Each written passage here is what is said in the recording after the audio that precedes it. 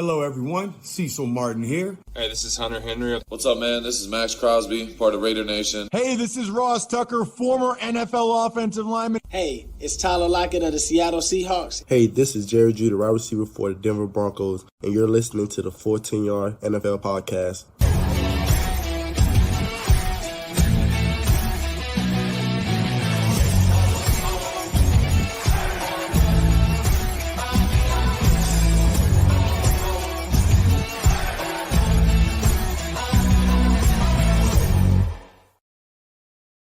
Hello and welcome back to the Full 10 Yards NFL podcast. I'm your host Sam Moores, and we have just had our best week of football yet. It is, of course, we've just had week 12. It is, of course, our week 12 recap. And, well, look, we've got lots of storylines to talk about. It's been so hard to put together a running order this week because it's just something to talk about in every single game. And look, we had our game of the season. We've had it. We had it on Sunday night, and that's what we'll start the podcast with. There's only one place to start. And that's in Philadelphia, where Jalen Hurts took a strong hold in the MVP race with a walk-off run for a touchdown in overtime to secure the win against the Buffalo Bills. The Eagles now move to 10-1 ahead of two crucial games with the NFC 1 seed. Implications against the Niners and the Cowboys. Both of those games are where the opponent are off Thursday night games as well, by the way. But for me, the main storyline for this one is how awesome Buffalo looked in this game, and how their season could be. As well as Hurts being, pretty much the front runner for MVP now, is Buffalo and their how unfortunate they would have been. Really, they looked awesome in this game. I really liked the look of their offense, not only in this game but also the game against the Jets last week as well. And it's a shame that this might actually be the game that decides whether they get into playoffs or not. To be fair, because and not the ones that they've been awful in and have somehow won, like the Giants game and etc. Their defense got the better of the Eagles' offense in the first half too. 14 points of turnovers and could have more points. Tyler Bass missed. Well, he failed to convert 2 field goals. He had 1 missed and 1 blocked by Jalen Carter, which is an awesome flop, by the way. But they gave Philly life at the end with Josh Allen's 8th. His 8th straight game with an interception. He's in one of those streaks right now, and a lot of the time. For him that feels normal, but certainly the longest streak of his career. But he was excellent in this one, other than that pick. To be fair, one of the best QB performances we've seen all year from him in that game. Unfortunately for Allen, on the other side of that sideline, was the current favourite for MVP. He showed the world why he's on pace to win the award. In the fourth quarter and in overtime, a couple of big MVP I'm here plays from Jalen Hurts. The first of the two was in the fourth quarter for the touchdown to Olamide Zaccheaus. Awesome play. He extended the play. 3rd and 15, he extended the play, moved to his left, hit Zaccheaus at the back of the end zone, who did smartly to get in for the touchdown, 29-yard touchdown to give the Eagles a 4-point lead. And then that was that until Gabe Davis scored for the Bills to reclaim the lead for them. But Jake Elliott, 59-yard field goal, set up overtime, creating what an outstanding finish for this game. It was going on till gone 1 a.m. at this point now. They moved something like football back a little bit as well. And the Bills looked to have scored a walk-off touchdown on the first drive of overtime. But a miscommunication between Gabe Davis and Josh Allen saw the pass incomplete. I think Gabe turned to his left when he should have probably turned to his right. And that's where Allen threw the football. So that meant the Bills had to go for a field goal because that was a 3rd down play. And it gave Philly a chance to go and win the game.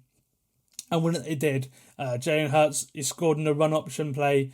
We saw that play like so many times in this game. They allowed space in there for him to go for a QB draw kind of run. An awesome block from Jason Kelce, just getting across there to block Hurts' blindside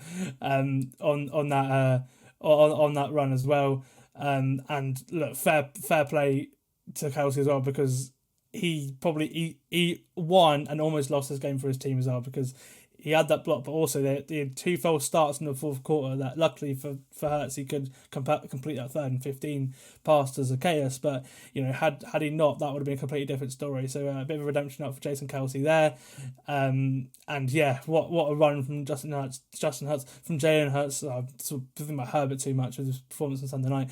A lovely run from Jalen Hurts. he's scored so many rushing touchdowns, not only from the brotherly shove or the tush push, but also from his, with his legs for, more than a few yards. And he showed exactly why he is an MVP favourite in this game with 2 rushing touchdowns, like that, and as well as the 2 in the air he scored as well. It might even be 3 in the air. I think Hurts might have scored all 5 touchdowns for the Eagles. But he had an excellent game. Not as good as Allen. I think Allen probably was a better quarterback, but Hurts, when his team needed him to make plays, he made the plays, and that's what an MVP does. And that's why I believe it probably is the favourite for MVP. The Eagles now, obviously they're 10-1. They've got, this is the middle of their tough stretch. Obviously they've got the Cowboys, the Niners, and the Seahawks coming up. Obviously 3 teams that are currently in NFC playoff positions right now. So I think we'll know a lot more about this team in the next 3 weeks or so. If Dallas win in Dallas, and if the Niners win, then this makes the NFC very interesting. But right now, I think the Eagles are probably the best team in football. And they showed that in this game as well. Hopefully Fletcher Cox is okay. He suffered a groin injury in the second quarter. He got taken out for the rest of the game. So it sends to Jordan Davis as well. So hopefully he's okay too. It gave a lot of playing time to Jalen Carter, which I'm sure for his defensive rookie of the year campaign it was excellent. But the reason why the Eagles are so good up front is because they have so many options in the interior of that defensive line, and on the offensive line as well. They've got Lane Johnson in this game, and so you can sort of tell for a little bit, but you can tell they've been stockpiling those offensive linemen and defensive linemen for a while because it's just next man up mentality for them, and they come in and perform. Hopefully we'll see Cox, we'll see Davis, we'll see Lane Johnson back in the lineup for the next couple of games because they are crucial. And I think the Dallas pass rush is significantly better than the Buffalo pass rush. The Bills do well creating pressure off, all the pass rushes they have, but Von Miller's not been the same guy this season. And they can only do that. He was meant to be their next piece. Essentially the piece that sort of elevated him to the Super Bowl, and obviously he's been injured and stuff. It isn't. So he's maybe he's not the same guy anymore. But the Cowboys and the Niners pass rush, especially after the Niners added Chase Young, a completely different prospect completely. So hopefully we can get those. We can get Lane Johnson back in the lineup for that one, because the video line is probably one of the best in the league, if not the best in the league, isn't it? And as for Buffalo, well, look, they're sort of in a sticky situation at 6-6 now, where they have to probably win most of the games, if not win out, to get in the playoffs now. I think it's going to take 10-11 wins to get into the playoffs, and obviously they're at 6-6 now, so they're going into a bye week now. It's probably come at a good time, although I probably would have liked to have it a couple of weeks ago, when they were in this sort of a bit of a slide. I think for them a successful bye week is obviously a bit of rest for them, and also one of the likes of Houston or Denver or Indianapolis or Pittsburgh losing to on next weekend. I think that's probably what they're hoping for. And if all those teams continue to win games as they are right now, then Buffalo are on the outside looking in, and whether they get in the playoffs or not is a different story. I think that's the just final thoughts. Ready, Jalen Hurts for MVP. Right now, I'd say probably second to Tyreek Hill. Probably second behind him is Tyreek Hill. Buffalo, by what we saw this week, they're not out of it. But I would probably say that they need to win out, I'd say, to secure a playoff spot. And they've got a tough run of games coming up after this one as well. So it is going to be tight. But if you can show. If you can show that you can win those games going into the playoffs, then they'll be scary once they actually do get there, if they do get there. Two teams who look like they probably will go there are the Jags and the Texans, and we'll move on to that game now. The Jags coming away 3-point winners against the Texans away in Houston as well. After Matt Amendola hit the crossbar on his 58-yard field goal, it prevented overtime, and it gave the Jags the win, and a 2-game lead at the top of the AFC South as well. But don't let the box score fool you. The Jags were firmly in control in this one for most of the game, but a turnover followed by a clutch goal line stop by the Texans literally just before the half to stop another touchdown kept the Texans in it, and in fact they actually led the game early in the third quarter as well. Both quarterbacks were excellent in this game. It's going to be a fun battle for years to come between Stroud and Trevor Lawrence, but it was Lawrence who got the better of this one after Stroud won the game earlier in the season. I think it was like week 3 or something. Houston did actually have a bit of luck go against them too in this one. As a long pass to Tank Dell was wiped out for an illegal shift that we see a lot of these San Francisco style teams do. Just motion out and then start running, and obviously start running in the motion. But I think Dell might have just, obviously you can't go forward on these motions. I think Dell might have just moved his left leg to the left a little bit too much, so it will count as forward, but it was close, and really it could go either way, and I probably would have given them that long game, and then maybe that would have changed the game, who would have known. An awesome fourth quarter from CJ Stroud put Houston in position to tie the game, but obviously Matt Amendola's field goal miss proved costly in the end.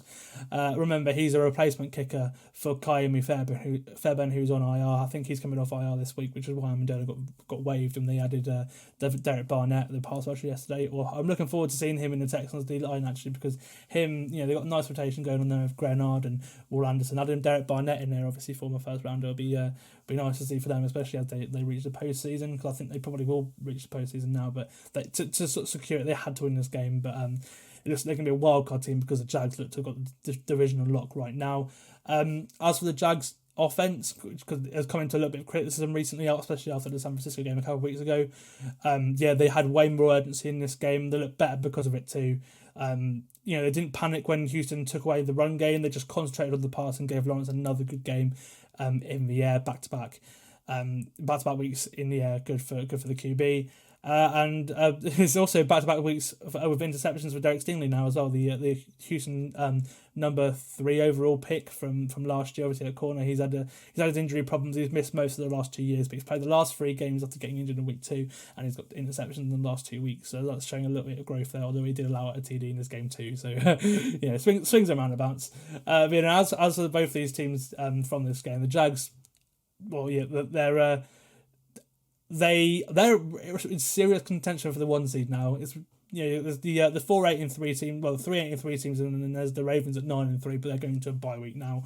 The Jags and the Dolphins got the easier schedule. Although the Chiefs one, it has eased up since Joe Burrow got injured. Obviously the Ravens got to play the Dolphins as well. So obviously that.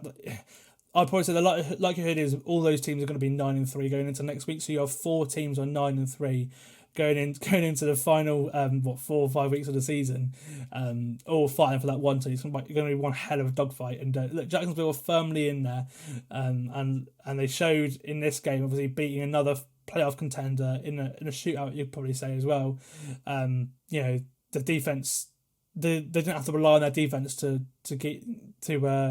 win this game. The defense didn't produce.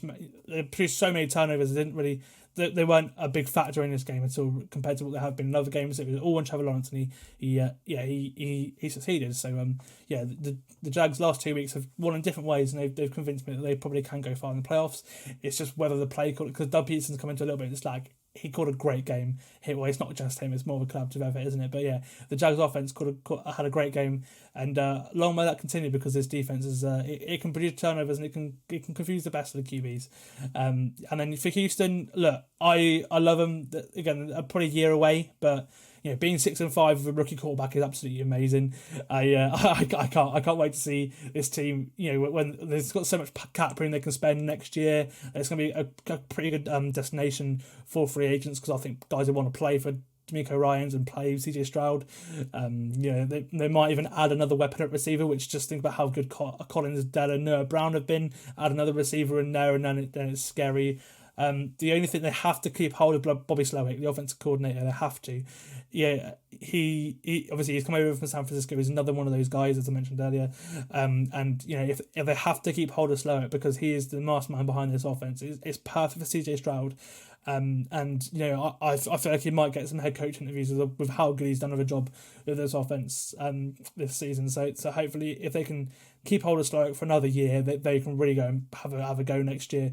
And for the division, and this year they're still going to get in as a wildcard team, I think. But I think their chance of the division is probably gone, being 2 games back from the Jags now. Another team that will be competing with Houston for a wildcard spot are the Denver Broncos, who have just won their 5th straight game to go 6-5 on the year, and they've elevated themselves firmly into the AFC playoff picture after beginning of the year 1-5. The part of the reason why I began the year 1-5 was because of Vance Joseph's defense, and it not only let up that massive 70-point burger against the Dolphins, but it also lost the team a few one-score games at the start of the year. But it's transformed in the last month or so, and it's really complementing the efficient offense that Sean Payton's running, and Russell Wilson is really executing very well indeed. I'm so happy for Russ as well. He's been one of my favourite QBs for a long time, and I think he's taken a lot of flack this past year or so. So to be in a position now where he's clearly been a top 10, maybe even top 5 quarterback this year, top 5 might be pushing it, but certainly top 10, is awesome. And this is the Denver team that I hoped to see last year. I predicted the Broncos to be 12-4 last year, 12-5 last year, and win the AFC West. Obviously, with the Chiefs, we didn't know what they were going to look like when losing Tyreek Hill last year, and this is the team I hoped to see last year. Obviously, now they've got a good coach with a good reason. Nathaniel Hackett, on the other hand, even in New York now, has shown that he's not got it. And he was very much a Rodgers hire, I believe. So we'll see what the offense looks like with Rodgers next year in New York. But right now, look, with Russ and Sean Payton, the Broncos, after giving up loads of first round picks, obviously they got one back for Bradley Chubb, which they used to go get Sean Payton. But they're firmly in a good position now, and I think the journey this team has gone on from the start of the year to the end of the year just shows that they will be a team to be reckoned with next year for sure, because they've still got some capital to add some players next year as well. Obviously, they beat the Browns. They beat the Browns 29-12 in this one. I didn't mention that. And it was probably the worst the Browns have looked in offense since their loss to Baltimore, when Dorian Thompson-Robinson just stepped in the last minute against the Ravens earlier in the season. They turned the ball over 3 times, and they were 1-3 in the red zone. And it wasn't really on him, actually. I thought he looked quite composed at that point. So it was about that Denver probably took away the run game more than relative to how it's been the rest of the season. Cleveland didn't dominate the ground game. It was Denver that dominated the ground game in this game. Samaje Perine and Javonte Williams had a great day on the ground. I think the Browns offense offered nothing really other than a cool touchdown pass from and play call from Stefanski to could have made it a tight game. Obviously Thompson Robinson threw it to, I think it was Harrison Bryant. You had 3 or 4 guys lined up behind him like a T formation. An awesome play call from him. But Amari Cooper dropped the 2-point conversion, which allowed Denver to stay in the lead, and after that the Browns didn't score again the rest of the game. Thompson Robinson took a hit at the start of the 4th from DJ Jones. He fumbled, and then Denver scored off that fumble as well. So obviously Denver, a team who haven't scored off turnovers much this year, scoring off a turnover there. And after that, Thompson Robinson was taken out of the game for a head injury. I don't know if they've not really said he's going to play next week or not. It's up in the air, really. PJ Walker came in, the guy who I thought would start for the Browns originally, but I think with them they got Ricky Quarterback. You may as well see who you have in Thompson Robinson, and they might still get in the playoffs anyway. But I'm feeling less confident after watching this game because I don't know how their offense is going to look the rest of the season. So I'm sort of stuck where I think about the Browns now. To be honest, they beat up bad teams. But I feel like this is what they'll be like if they sneak into the playoffs. I think they'll be able to compete, because they're likely going to play one of Miami, Baltimore, Jacksonville, Kansas City in the first round of the playoffs, and those 4 teams are absolutely excellent on offense, especially the Ravens, the Dolphins, Obviously the Chiefs. I'm hoping the Chiefs can find a second gear in the playoffs. yeah, I don't know if the Browns can really compete with that. So maybe they'll sneak in, but I can't see them going any further than that. They had a bit of injury luck in this one as well. Obviously, they've missed so many players of injury this year. Nick Chubb being out for the year, Deshaun Watson obviously going out with his season-ending surgery. Myles Garrett left this game with a shoulder injury as well. But he is expected to play next week, which is huge news for them. There's no structural damage to his shoulder whatsoever. And yeah, for a team that's been unlucky all year, a bit of injury luck, and that's great news. And yeah, that's it really. Both these teams, this is crucial in the playoff picture. The Broncos looking brilliant going into a game against Houston next week, which will be a game we will definitely preview as one of the main ones, because it's probably the best game in the 6 p.m. window. And yeah, the other only interesting thing you can say about this game was the fact there was a scoregami. 29-12 after the safety from Zach Allen for the sack on PJ Walker. Added another 2 points to the Broncos, making it a unique score and a scoregami, so a score you've never seen before. We'll go. We'll jump in time. We'll go on to Sunday Night Football now, where the Ravens moved to 9-3 after beating the Chargers. Zay Flowers was the star of the show really here. He didn't have many yards, but his 2 touchdowns were a difference for the Ravens to sneak past the Chargers. And really for the Chargers, turnovers lost them this game. They didn't have anything offensively again. They've not really a nice play call from Kellen Moore, to be fair, for as at points there's a nice gain with Keenan Allen through a pass, but they've turned the ball over so much recently, and they're not really running the football. And with Austin Eckler, you'd like to think they could probably be able to run the football well. To see if they give Kellen Moore the head coaching job, I don't think that's with the way this offense has looked this year, I don't think that's a good idea, because Herbert's probably having the worst year of his career right now.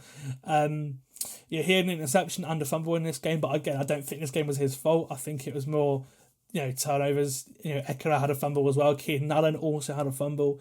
That's 4 turnovers, and in a 10-point game, those 4 turnovers are glaringly obvious as the difference in this game.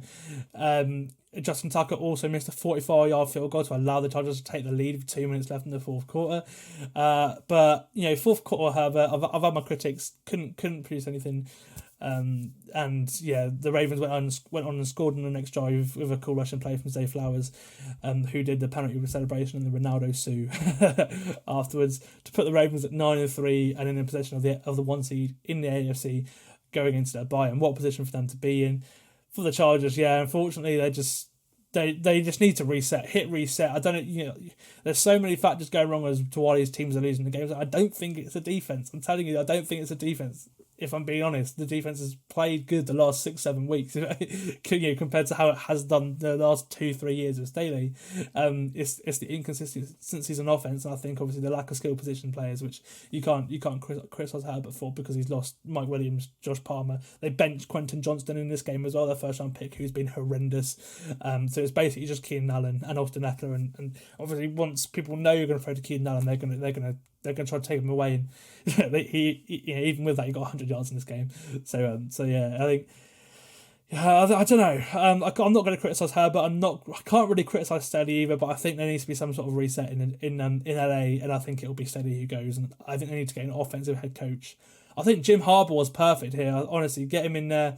Obviously he might not call plays, but just get him in there to work with her. But someone like him, someone like Ben Johnson as well, would be perfect for this role as well. Maybe even Bobby Slowick. I think I'd be going after Bobby Slowick if I was the Chargers right now, because it's a good fit for Herbert. Put Herbert in that offense, in that San Francisco offense, and I really want to watch him cook. Just the Chargers season's over now, and the Ravens, they're in the best position they've been in since Lamar's MVP season. And I'd probably say like a better team than they did in Lamar's MVP season as well, even though Lamar probably won't win MVP this year. They've looked excellent, and the 1 seed right now is theirs to lose. They've got that big game against Miami coming up in a few weeks' time as well, which I think could decide it.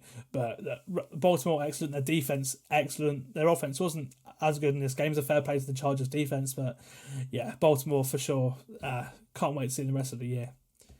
Okay, one game which will be crucial for the rest of the year is the Falcons win in the NFC South to claim the NFC South lead, which I just wouldn't have seen happen a couple of weeks ago, because Arthur Smith, their head coach, is firmly on the hot seat. They looked good in offense this week. Obviously, coming out of bye week, it's what you expect for a man again who is on the hot seat because of how bad his offense has looked this year. And obviously, bar Desmond Ridder, who's threw another 2 interceptions, I think is a horrific quarterback at this level. They moved into the NFC South because of their run game. Bijan Robinson, Cordero Patterson, and Tyler Algier all making plays in this one. They were really good. We've been waiting for this for ages because with a bad QB the last couple of years, the Falcons' offense has been good enough to win games. They were good at all elements of offense last year other than the quarterback position, but they haven't been the same this year until this game where they look really good. A huge game for Arthur Smith. Obviously he's been on the hot seat for the past month or so, and I think he probably will still get fired. But yeah, I think this game showed that maybe he has adjusted things, and if you do give him a good quarterback, then maybe he'll be able to get the likes of Kyle Pitts and Bijan Robinson involved more. But yeah, fair play to Ridder, by the way. Actually, I think I've been a critic so far, but his throw that ended in the Bijan Robinson touchdown, awesome throw, and there's a awesome play from Jake London before that as well. So there's a nice drive from him, in that game. But my fair play to the Falcons, they look good. But my takeaway from this game is, God, the Saints, they're throwing away a really good chance of making the playoffs right now. They're clearly the most talented team in the NFC South. Clearly, the fact that they're throwing away an excellent chance of the playoffs just makes me think Dennis Allen might even go before the season. I think he's gone after the season, certainly. Derek Carr did not look great in his return from concussion. Yeah, he threw for loads of yards, but other than that, he wasn't a factor at all. I reckon Jameis Winston could have done the same job. If I'm being honest, this offense should be so good. You've got so many skilled position players, and they're just not playing well. And no touchdowns in this game. In a game where they had 300 yards in the air, Bailey Grupe, he scored every single one of the Saints' 15 points, 5 field goals. He missed a 6th, and that's off a bye week. Their offense couldn't get thrown off a bye week. They were so good in offense. They've been so good in offense all year, yards. I think they're top 10 in yards, but they get to the red zone and they just, Pete Carmichael's offense just folds. They outgained Atlanta. They had over 400 yards in this game, but they lost by 2 scores because they were 0-5 in the red zone. And they've had those issues all year. They've not gone away. They've had the only game that the Saints have completely either dominated an opponent or looked, met their potential on offense is that game against the Colts, and that was a shootout. The defense didn't turn up in that one, and the defense turned up in this one pretty well, I'd say. But a lot of the time, when your offense is 0-5 in the red zone, you're not going to win football games. It's just I don't know. Maybe the decision to pay Derek Carr is not looking great right now, if I'm being honest. And you've got You've got all these weapons. You've got Taysom Hill, you've got Alvin Kamara, you've got Rashid Shaheed, who, to be fair to him, went out in this game. You've got Chris Olave, who again went out in this game with a concussion. You got Lynn Bowden, he was quite a high pick by the Raiders. He made plays for the Dolphins with Tua at quarterback a couple of years ago as well. He's no slouch. Obviously, you've Michael Thomas as well being injured. They had injuries towards the end of this game for the Saints, but you should at least be able to convert one of those field goals into a touchdown. It's a different story this game. Maybe even two, and they win this game. The Saints bottled this game, and I think that shows that. I think Carmichael's on the hot seat. I think he goes, and I which is a shame because he's been in New Orleans, the whole time that Sean Payton was there as well. Obviously, he had his year as head coach, when Payton was suspended.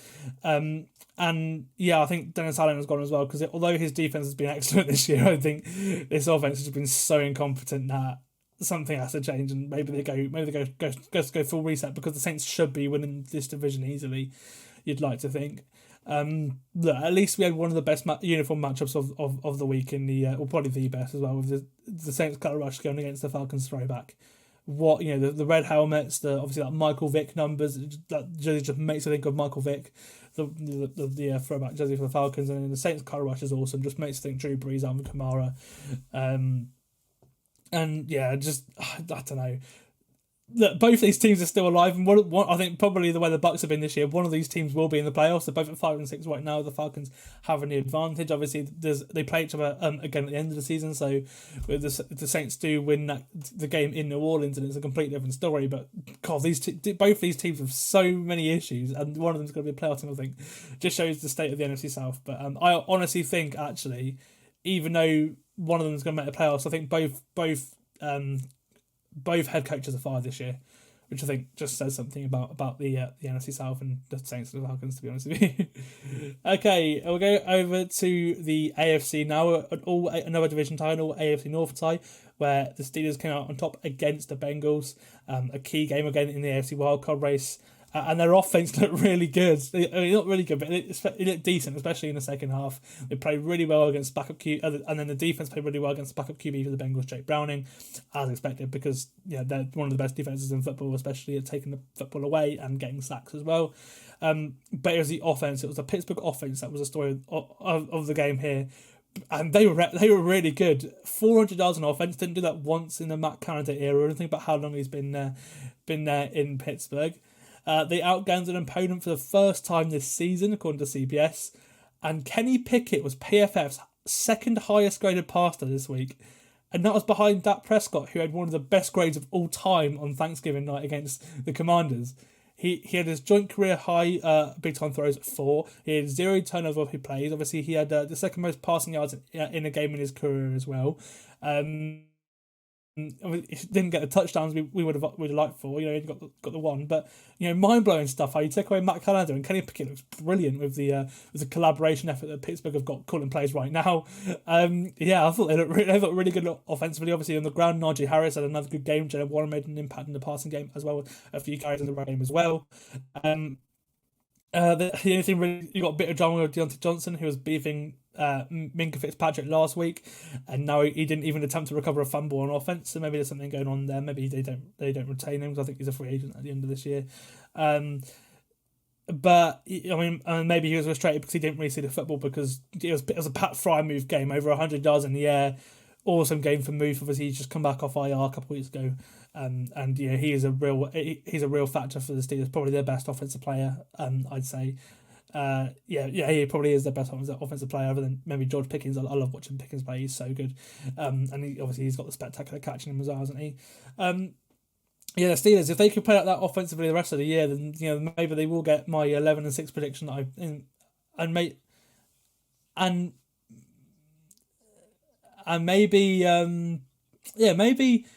maybe Mike Tomlin will win Coach of the Year, which obviously is making me look pretty good, I think. Anyway, but yeah, I think other than that, look, the defense is great. The offense has played well as well. Sorry, but my Siri went off in my ears and I just got so confused and put off. The offense looked really good. The defense, TJ Watt, another good game. Look, I think Myles Garrett might win Defensive Player of the Year, but if the Steelers could do better than the Browns, then maybe that has an effect. Or that, it's between those two, Michael Parsons, Deron Bland, and maybe Fred Warner is an open book really, and maybe whoever gets most sats out of those two wins. But yeah, Watt had an excellent game again, made an impact, got sacks, and then as for the Bengals, we'll go to them now. I think they looked okay. I think they will win, especially against this defense as well. I think they will win games with Jake Browning at QB, but after this loss, I'd say their playoff chances are quite thin. And also their defense might be without Logan Wilson for a bit as well, because he has an ankle injury.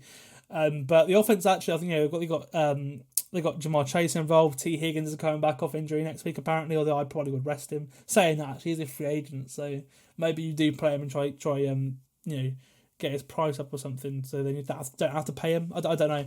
The Bengals are going to look completely different when Barry comes back next year, but I guess the rest of this year is just finding about what you have with all your free agents and stuff. I think it's just maybe an experimental couple games left for the Bengals, but their season's probably over. And as for the Steelers, their season is firmly alive, and their offense. Wow, their offense impressed. Okay, we'll move over to the Toilet Bowl, where the Giants were victorious after Chad Ryland's 35-yard miss for the Patriots to take this game to overtime. This game was just as bad as I thought it would be. Both teams have played some of the worst football I've watched this year in recent memory, to be honest with you. Imagine if we played that overtime. God, that would have been horrific.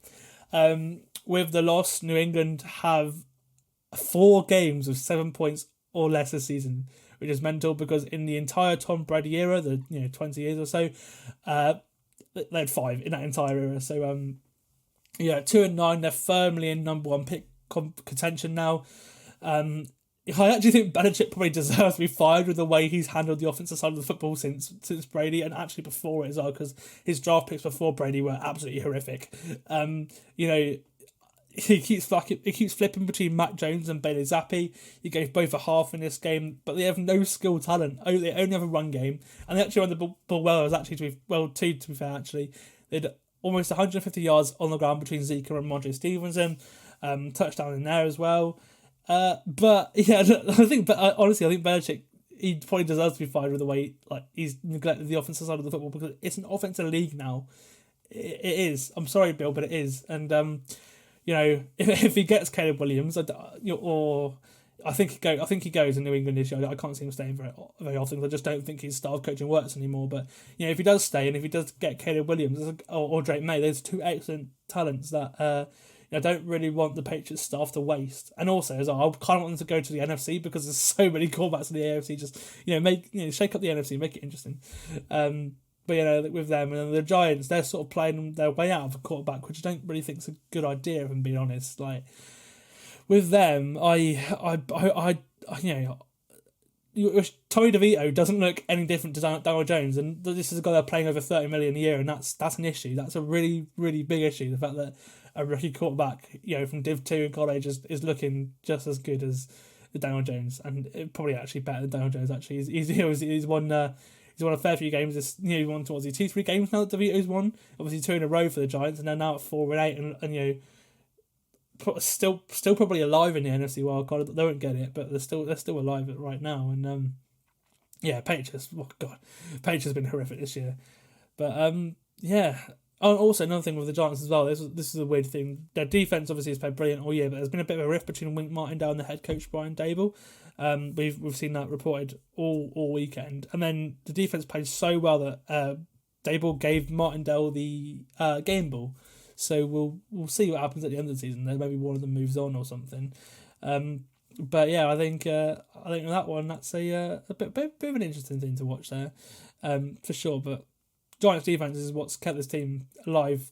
Well, has won this team the last 2 games. Really, the offense has been efficient, just as efficient as it was with Daniel Jones. And yeah, this game really was a sort of top 5 pick bowl, and yeah, the Patriots won it by missing that field goal. I wonder if Belichick told Roland to miss it or not. That's another thing. But we'll get on to the another game between 2 pretty poor teams, the Panthers and the Titans now, where the Titans actually stopped a 3-game slide. Obviously, they lost 3 away games in a row, and to win their 4th straight home games. They're a completely different team at home, beating the Panthers in what was to be Frank Reich's last game. Shock there, wasn't it? Totally not surprised by that whatsoever. That's the second time that Frank Reich's been fired in 2 years. One and done this year. Obviously, had a few years in Indianapolis, but the second time in a row that he's been fired before the season ended as well, which is quite funny. And we knew it was coming after David Tepper just shook his head and swore, and on TV you could tell by his reaction after getting it that Reich would go yesterday. The Panthers have been abysmal this season all year, especially on the offensive side of the ball. And I just wonder where they go from here. I really do. They when they hired Reich, he obviously, but I think probably the reason why they did hire him is because he presented a superstar cast of assistant coaches, and a lot of them have been fired since Reich's gone as well. But he had this huge list of assistant coaches. A lot of the guys, a couple of them were interviewed for head coaching jobs this offseason. Just shows how star-studded that list was, and now they're blowing this up after 1 year. Obviously, it looks like they're taking the wrong quarterback because CJ Stroud looks excellent. Bryce Young's in a horrific situation. I think maybe they want to change that as well, but that's to the GM Scott Fitterer. He's had some horrific draft picks, especially offensively, the last couple of years. I don't know what's going on with Ike Bakwano. He's looking like a shell of the guy who looked last year. The team just looks like a joke, if I'm being honest, really. I just, neither of the rookie QBs look great in this one, but Will Levis looked slightly better, and you could tell that was because he was in a very good situation compared to what the Panthers are in. And the Titans have still got a horrific offensive line, but at least they've got guys who can get open at receiver, and at least they've got a running back who can run the football, because Miles Sanders and Chuba haven't been great this year either. the Titans' offensive line has been horrific too, but the Panthers' offensive line is, along with the Commanders' one, is just a new level of bad. So we'll see what happens there. I think both GM and head coach will end up getting fired in the first place in the next in the next couple of weeks anyway, and then just show. I wonder what they do with Bryce Young then, because obviously they don't have a first round pick this year, so they're sort of stuck with him. But maybe the new organisation don't want Bryce Young, so it's just an interesting they sacked him because they're 1-10, but if we're being honest, this Panthers team has no talent. They probably were going to go, unless their defense stayed healthy and won the games, which I thought could happen. But the second I saw the offensive line in preseason, I knew this would be a long season for the Panthers, and it has been. And it looks like they're probably going to get the Bears' number 1 overall pick this year, where they can get a better quarterback than Bryce Young, who obviously they refused a chance to draft last year.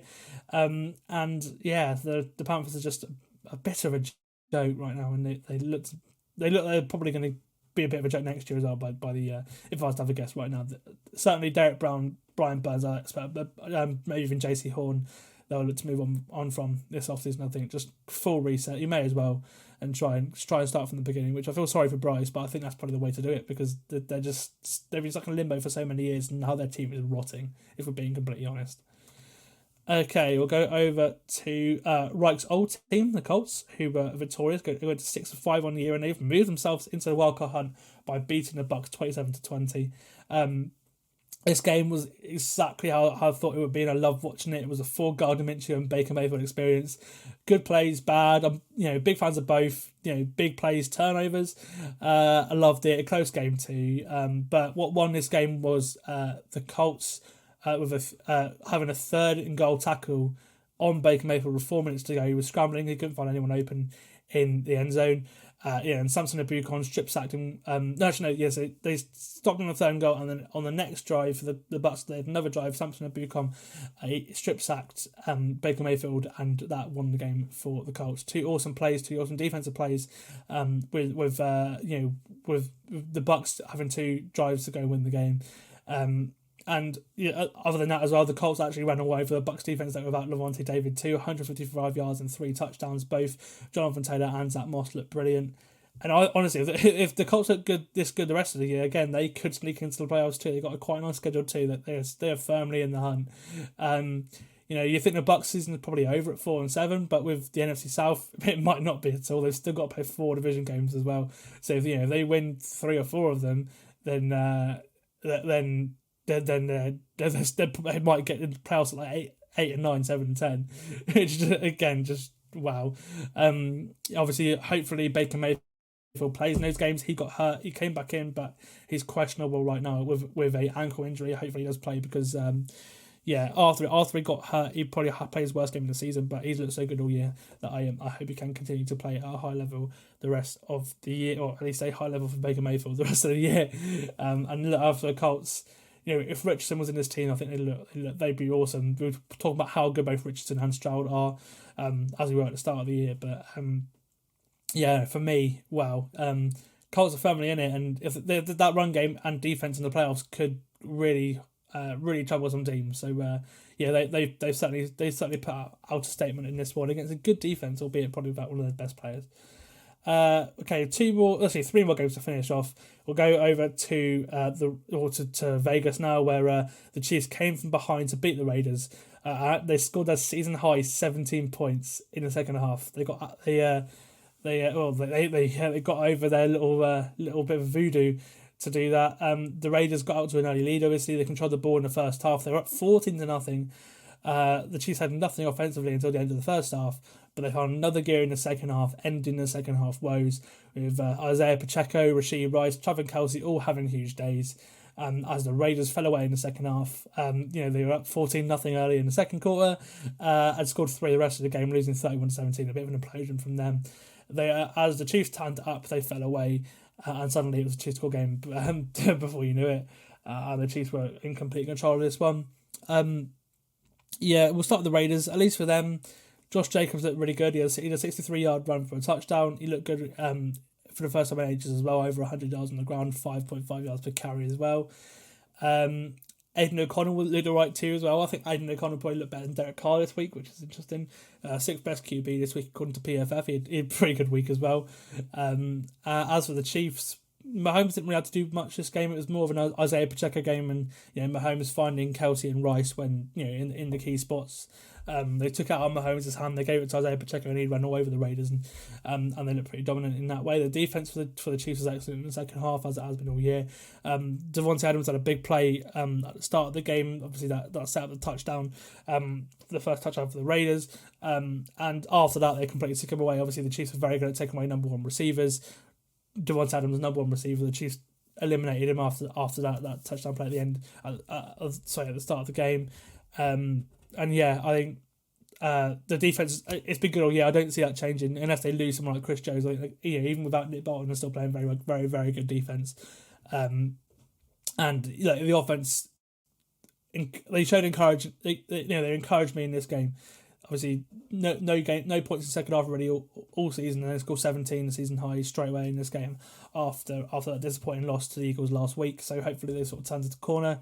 I guess maybe Andy Reid 2 weeks off a bye. Now this is probably his time to cook, and hopefully the Chiefs, that late bye for the Chiefs might help them. And I expect they probably I still think they're probably a Super Bowl favourite in the AFC, even with the way they look. If I'm being completely honest, my two favourites are probably over Kansas City and Miami right now. But yeah, I think whether they win the Super Bowl or not, different stories. I think the Eagles are just too good right now. But I think they will get there based on what they showed in this game. I think they will get there, and the Raiders. It's all about next year, isn't it? I think you just need to get a good coach and build on. Obviously you're good at defensive line. You're good skill position players. You just need a quarterback and maybe another DB. I think you're actually probably starting to put quite a good team now, which is good fun. You've got good foundations. It'll be an attractive job for a head coach for sure. It's just whether the organisation can attract anyone because of how dysfunctional they've been for a very long time. And the last game before we got on Sunday, before we got onto Monday Night Football, was in Arizona, where the Rams are really good, I have to say, on both sides of the football. They've got a superb chance of a wild card spot now, especially after winning back-to-back games, both in Division 2, and having beat Seattle. And then Seattle losing to the Niners, there's certainly a huge chance of the Rams, the schedule they've got coming up to get a wildcard spot. It's between the Seahawks, the Rams, the Packers and the Vikings. There's 4 spots there, 2 of those teams. 2 of those teams will get in the playoffs. Honestly, right now, I'd probably put money on it being the Rams and the Packers over the Seahawks and the Vikings, which would put a fun end to the season. They look great. They really did look great against the Cardinals. It's the Cardinals at home who've been a pretty good team at home this season compared to how they have been on the road. Kyron Williams, he was the name in this one. He came back. He was impactful on his return off IR. 204 scrimmage yards, 2 touchdowns in the air, and when paired with Royce Freeman, they put up 220 yards on the ground as a team, which is just mental. And Royce Freeman, as well as 70 yards in the ground, scored a rushing touchdown as well. Tyler Higbee had 2 touchdowns in this game too from Stafford. The first 2 for a tight end this year for the Rams in this entire season. Stafford looked really good as well. Finally turning those these big time plays that he's had all year into touchdowns, because admittedly 2 of them went to Kyron Williams, but he looked really good, and probably the best he's looked this year as a complete game, especially when you add in the box score as well. And that's with a banged up Cooper Kupp. He was pretty much absent in this game. He got taken off for points as well. And as for the Cardinals, probably the worst they've looked all season, if I'm being honest. Kyler did not look great. They got out-coached probably for the first time this season as well, because talent-wise they're significantly worse than a lot of teams in this league, but they've been coached well. Their defense was completely torched at home. That's not happened this year at all. At least they had a cool fake punt. The punter ran for quite a few yards to get a first down in this game as well. But unfortunately, they did have a bad special teams play as well, because at the end of the first half, Matt Prater made a 58-yard field goal. Obviously, he's so good. He had the record for a while as well for the longest field goal. He's such a good kicker to have, even at his old age. But because they committed a foul on that field goal as time expired, they went straight to the half. And after that game, it was a close game at that point. But after that game, the Rams just ran away with it. After that play, the Rams just ran away with it. As for the Cardinals, we'll be interested to see what they do at QB this year. Next year, sorry. Kyler was okay. He wasn't terrible, but he he wasn't brilliant as well. And this Rams defense, it's played well this year, but it's not very talented at all. So you would hopefully thought he would have done better than it. But look, pressure up the middle, Aaron Donald kind of game, isn't it? Really, especially with how small kind of can't really see across the middle of the field. So maybe it was supposed to be for disaster. I don't know, but.